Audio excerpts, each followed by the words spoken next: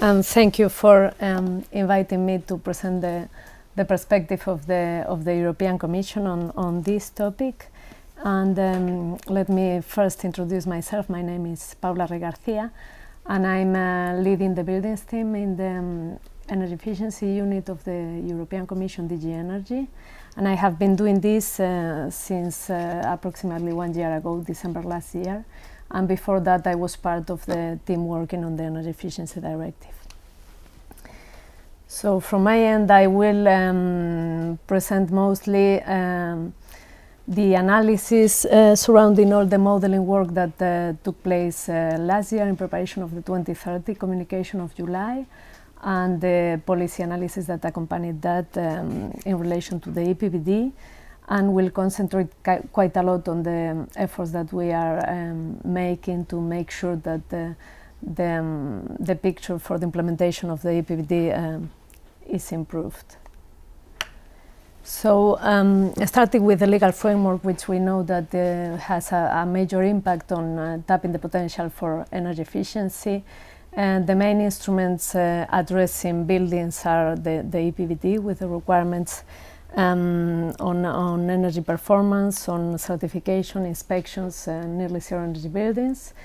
and the Energy Efficiency Directive, which in 2012 introduced quite important provisions with a target, a renovation target for central government buildings, and also the provisions of Article 4, which were a first obligation to look at the building stock at a whole at national level and see how to, with a longer term perspective, how to ensure its renovation. We have also other pieces of legislation with impact on buildings, such as the Renewable Energy Directive or the Eco-Design and Energy Labeling Directives. But looking more in particular at the EPBD, which is the main instrument to tap the potential in buildings, it introduces, as I mentioned, the requirements for minimum energy performance, reinforced quite a lot the obligations on energy performance certification, and added a target for nearly zero energy buildings to become the norm really for new buildings as of 2021. And this is also accompanied by a new requirement to make sure that really the requirements for energy performance are kept under review, taking into account the cost optimal level for investments, and trying to really make sure that there is somehow a similar level of ambition across the EU. So this comes from the recent presentations from the International Energy Agency, and is clearly showing that there is quite a significant untapped potential for energy efficiency, and this of course includes buildings. And in fact this was also recognized by our communication of 20th of July, where it was made clear that energy efficiency measures that we have in place are really below the cost-effective saving potential, and would need to be reinforced if we look at a longer-term perspective and even at the 2050 decarbonization scenarios. Oops. Yeah. At the same time, what was also coming from the analysis that we presented with the communication in July, and I think it was also appearing in the presentation from Barbara, is that as a result of not only the economic crisis but also energy efficiency policy, we can see a decoupling of energy consumption and economic growth, and the composition analysis that was prepared in preparation of the 2030 communication really concluded that we could find that approximately 1/3 of the improvements was due to the economic crisis that started in 2008, and 2/3 coming from policy in this field. And also what we can see has had quite an important impact in the case of of buildings is the introduction of energy requirements in the building codes, and as a result we can really see now that the new buildings have improved their energy performance quite significantly, and that also although before the EPBD in some member states there were requirements for instance, thermal insulation of the building envelope, is really with the EPBD that we have seen the introduction of a more whole building approach that also reinforces all the provisions for existing buildings quite significantly, removing for instance, the 1,000 square meters threshold in relation to major renovation. So we also think that this process will continue because the transposition of the EPBD is still in process for some member states. There are big differences, as it was mentioned, and the implementation will have additional results in the coming couple of years. Also looking at EPCs, this study of 2012 was also highlighted quite a lot because we really see that energy performance certificates are starting to have an impact on the value of the building stock, which is what was meant to happen. So not only to inform the owner or the tenant about how to further improve the efficiency of the building, but also to give value to an energy performant building. So these provisions of the EPBD that were reinforced in 2010 are also quite important towards tapping the potential in buildings. But precisely as it was mentioned before, it's clear that one of the conclusions that we wrote in the 2030 communication is that the implementation is lagging behind. The deadline for transposition of the EPBD was mid-2012, with application for most provisions to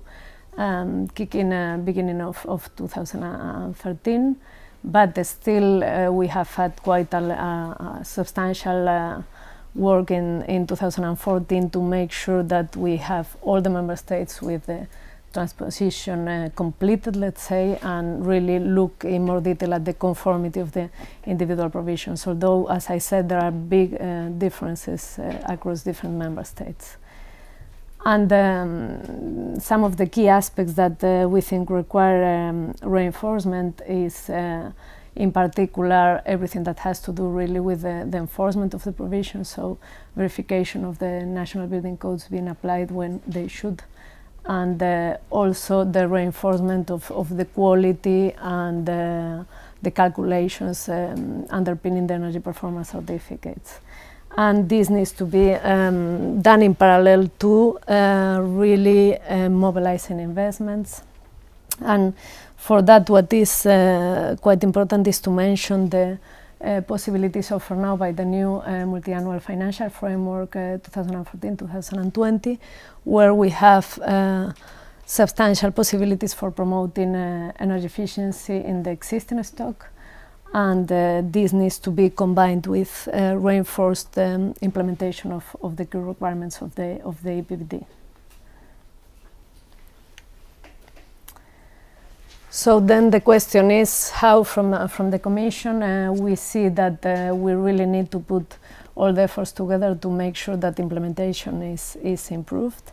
And this slide, which I'm not sure that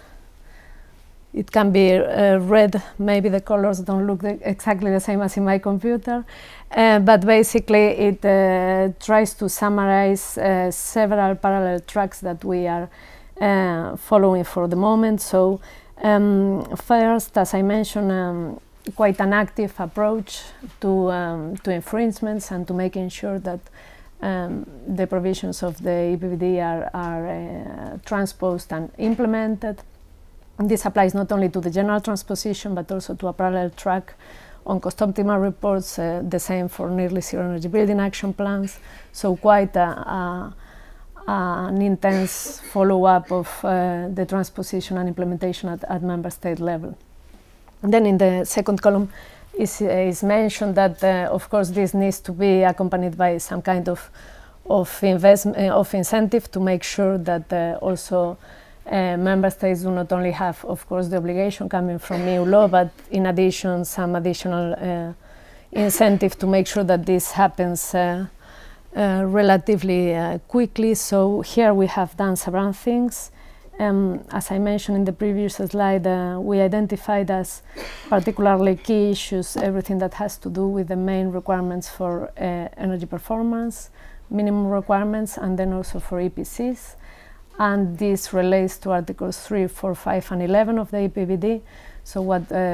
we did together with the colleagues in DG Regio was to introduce, let's say, a conditionality for the use of cohesion funds in energy efficiency in buildings, to the respect of those articles in national legislation. So this has proven really effective, and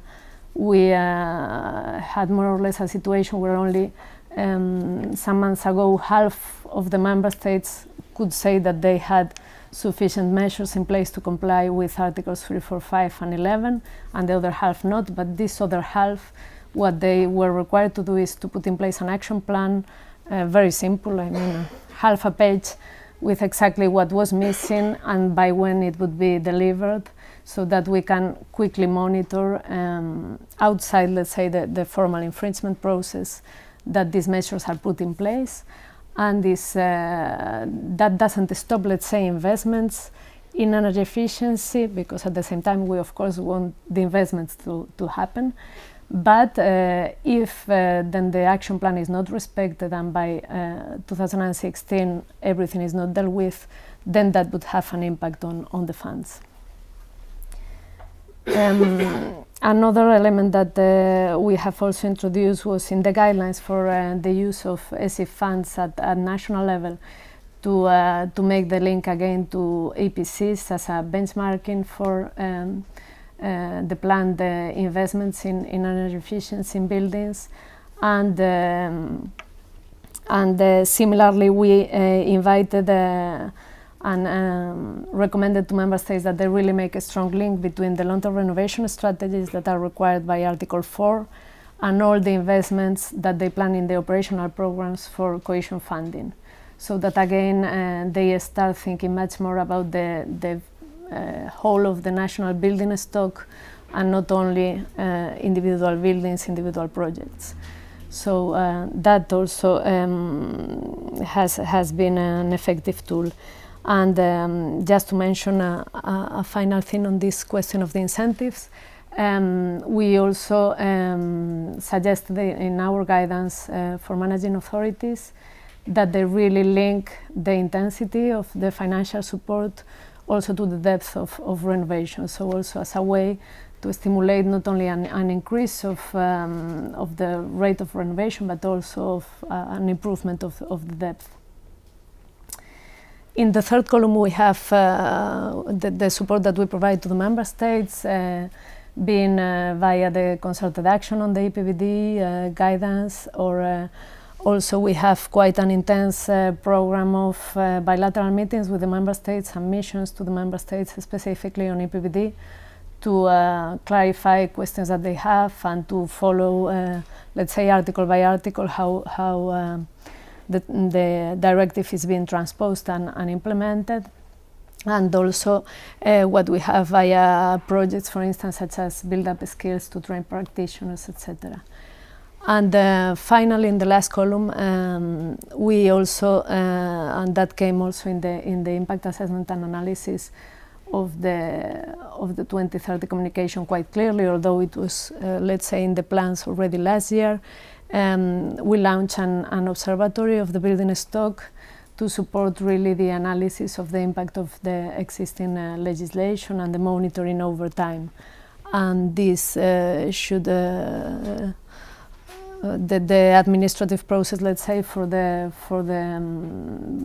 project to be contracted and signed is at the final stages, so this should kick off also pretty soon, end of this year or beginning of next. So it's also important to mention the work that we are doing on the cost optimal reports, because we have had a first round of cost optimal reports from the member states. Here it's important to mention that contrary to the original deadline that was foreseen in the directive, because we had to develop the Cost Optimal Delegated Act, the regulation, which was only ready in March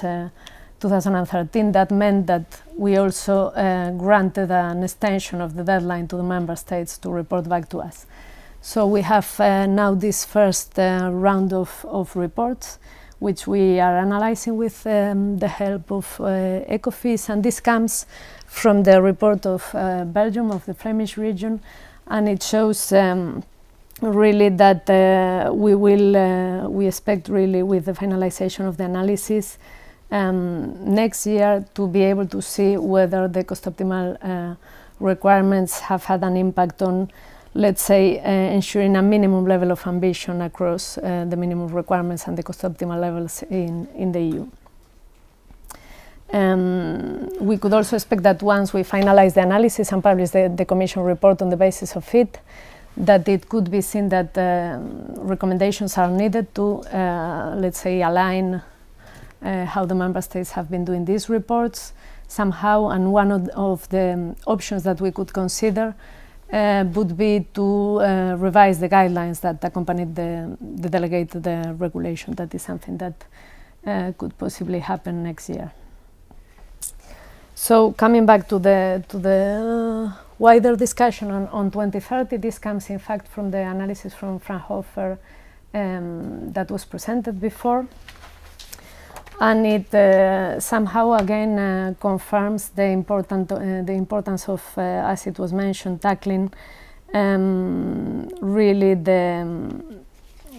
potential in existing buildings. And in fact, in our analysis, we compared quite a lot what was coming in the high policy intensity scenario and the low policy intensity scenarios, where really buildings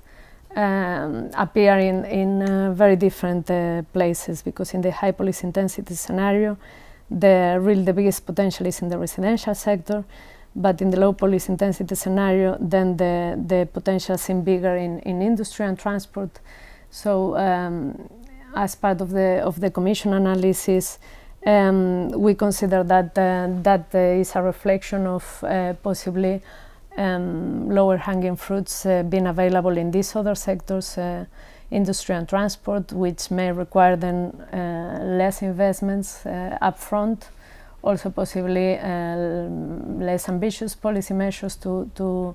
really tap those potentials, whilst in buildings the situation would be different. But still, it was also clear from all the analysis that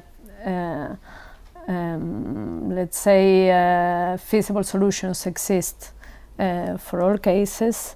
And also what we found is that clearly in the residential sector is where the biggest potential appears with a 2030 perspective, but is possibly in the non-residential sector where we could maybe tap potentials more easily with less investment and less policy effort.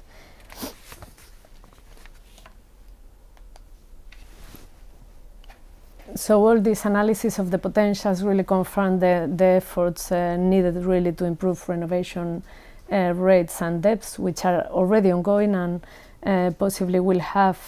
more information in 2015, for instance, of the amount of final investments that go via eceee funds to the residential sector to tackle existing buildings. Since the process of developing of the operational programs under cohesion funds is still in the final steps, those figures are still not fully finished. But we should also be able to see how member states are placing those funds to address improvements in the building stock. We also need to, as I mentioned, keep in mind the need to go deeper in the renovation efforts, and this comes from a recent update that we did of the situation in the member states. It was published now in October. the situation of the member states as regards preparation for nearly zero energy building, not only for new buildings and to meet the targets for new buildings, but also to make sure that they put policies in place to stimulate renovation to nearly zero energy building levels. And there again we see that the efforts through financial support and strengthening building regulations come quite high in the efforts from member states to make this happen. Looking at the 2030 perspective and to make sure that we really mobilize investment in building as it needed, it's important to mention the work that has happened in the Energy Efficiency Financial Institutions Group, where an interim report was published focusing on buildings some months ago, and a final report should be ready in the first half of next year. And there again we see that looking at the drivers for demand and supply for energy efficiency in buildings, that the aspects that we know and that we have mentioned on the importance of enforcing building regulations, of having reliable energy performance certificates, and also of standardization, which is something that I have not mentioned in detail, but is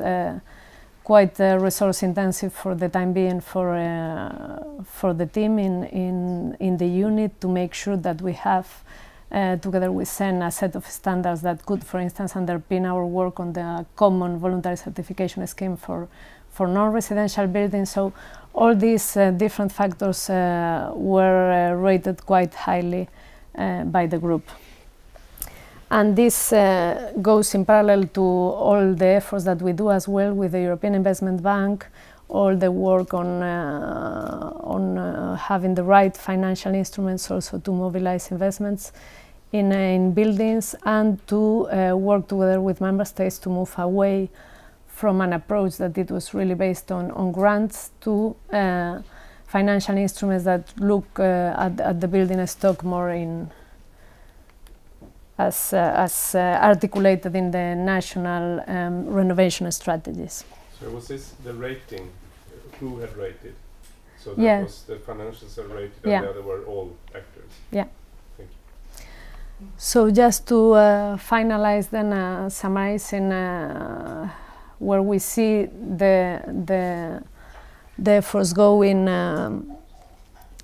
for the time being, to make sure that we really implement the directive properly and not only meet the 2020 target, but really prepare the ground for going further. As I mentioned, really it focuses quite strongly on the implementation of the current legislation, whilst mobilizing investments. I mentioned already the guidance that we are preparing on some aspects. For sure we'll see as a follow-up of the report that we published now in October on nearly zero energy building, updating where member states are as compared to the Commission report of last year, which was very negative and which found that information was missing for many member states. Now we have a better picture. We have information from practically all member states. So we'll take this into account for the guidance that we are preparing on nearly zero energy buildings. On the long-term renovation strategies, together with the GRC, we'll also have an assessment ready approximately mid next year. And I mentioned as well that possibly the guidelines on cost-optimal regulation could be a way to follow up on the report on the cost-optimal reports that is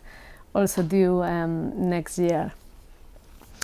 Through the standardization work, we'll also expect to have some progress in the development of the common voluntary certification scheme on non-residential buildings, so also in line with the efforts to tackle not only residential buildings, even if the biggest potential is there, but also try to grasp easier to catch potentials in non-residential buildings. And all this goes in parallel to the efforts to mobilize investments and to make as well even stronger the link between financial support and energy performance certificates, so that the energy performance certificates also become a tool for building renovation. So I think this was what I was a bit planning to give as an overview, and I thank you very much for your attention.